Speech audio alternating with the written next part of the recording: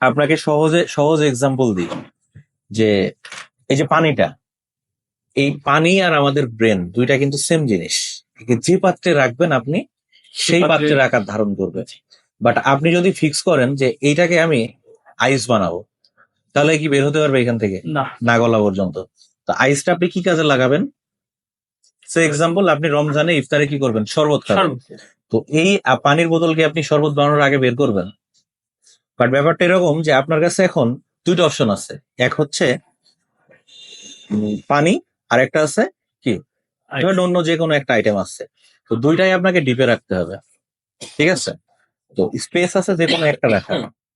তো একটা হচ্ছে এখানে যদি আমি টাইম ক্যালকুলেশন করি, দেখেন রমজান মাসে আপনি কি পানির প্রায়োরিটি বেশি দেবেন নাকি অন্য যে জিনিসটা আছে ওটার পানির প্রায়োরিটি বেশি দেবেন?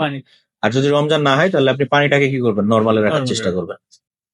আর রমজানের কারণে আপনার পুরোটা আইস হয়ে গেলে পানি কম লাগবে, ফ্যাক্ট এটা।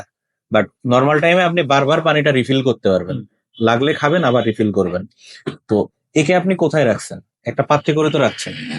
ছড়ানোর পরে আবার কি হচ্ছে? সে আবার ছিটাই যাচ্ছে, তাকে তখন যে পাত্রে রাখছেন ওইটার আকার ধারণ করতেছে।